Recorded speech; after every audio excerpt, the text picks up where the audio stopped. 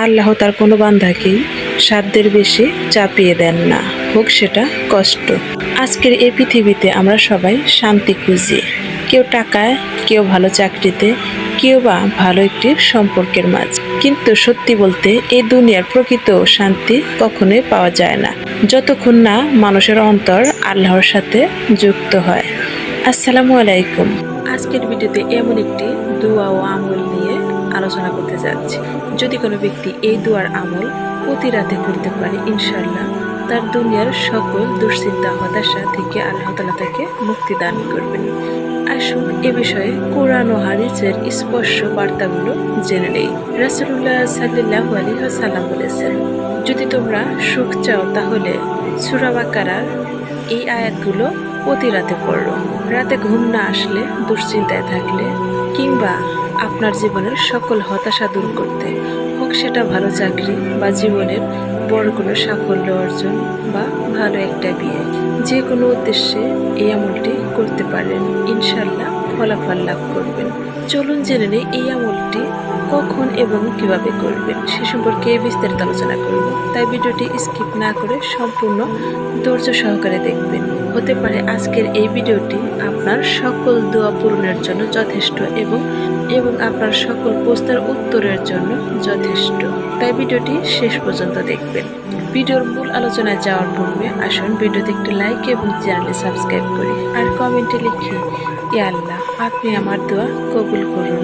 সূরা বাকারার শেষ দুই আয়াত নিয়ে আমাদের প্রিয় নবী হযরত মুহাম্মদ সাল্লাল্লাহু আলাইহি ওয়াসাল্লাম বলেছেন, আমি তোমাদের মাঝে এমন এক অমূল্য উপহার রেখে গেলাম যার নাম পবিত্র কোরআন। আর এই পবিত্র কোরআনের মধ্যে এমন একটি সূরা আছে এবং ওই সূরার শেষে এমন দুইটি আয়াত রয়েছে, যদি কোনো ব্যক্তি সূরা বাকারার শেষ দুই আয়াত পড়ে যদি কোনো ব্যক্তি দোয়া করে, আল্লাহ তাআলা তার দোয়া কবুল করবেন। আসুন এখন জানব সূরা বাকারার এই দুই আয়াত আপনারা কখন এবং কিভাবে আমল করবেন। এই আয়াতটি আপনারা আমল করবেন প্রতি রাতে ঘুমানোর পূর্বে, অর্থাৎ আপনি ইশারের নামাজের পর যখন বিছানায় যাবেন তখন 3 বার নবীর উপরে দরুদ পাঠ করে এরপর সূরা বাকারার শেষ দুই আয়াত পড়ে আবারও আগের মতো 3 বার দরুদ শরীফ পাঠ করবেন এবং দোয়া শেষে আল্লাহর কাছে দোয়া করুন। দেখবেন এভাবে যদি আপনি মাত্র কয়েকদিন দোয়া করতে পারেন, আপনার অনেক অসম্ভব চাওয়াও আল্লাহ তাআলা পূরণ করে দেবেন ইনশাআল্লাহ।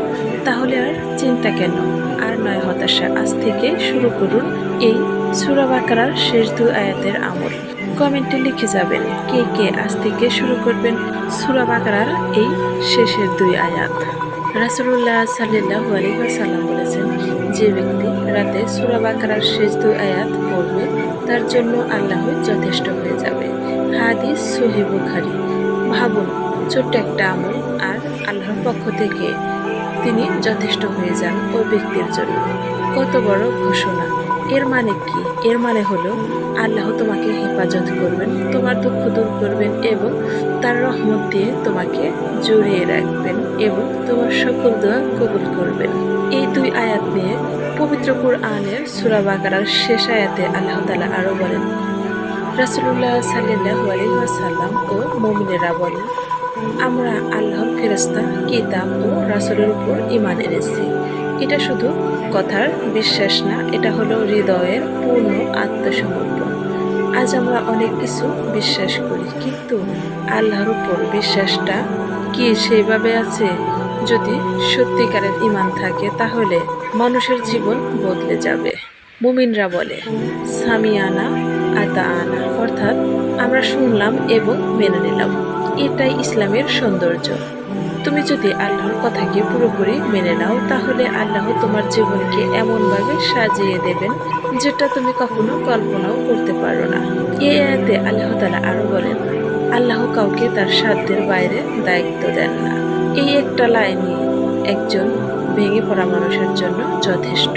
কত মানুষ আজ কষ্টে আছে, ভাবছে আমি আর পারছি না, কিন্তু আল্লাহ বলছেন, আমি তোমাকে সেই বোঝা দেই না যা তুমি বহন করতে পারবে না।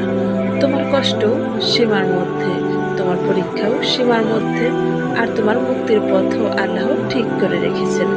মানুষের ভুল, গুনাহ ও আল্লাহর ক্ষমা, এই আয়াতে আল্লাহ তাআলা আরো বলেন, মানুষ যা ভালো করে তার ফল পাবে, আর যা খারাপ করে তার দায়ও তার উপরে। কিন্তু এরপরে আসে সবচেয়ে সুন্দর অংশ। হে আমাদের রব, আমরা ভুলে গেলে বা ভুল করলে আমাদের ধরবেন না। এটা শুধু দোয়া নয়, এটা একজন ভীতু কান্না ভেজা হৃদয়ের আর্তনাদ।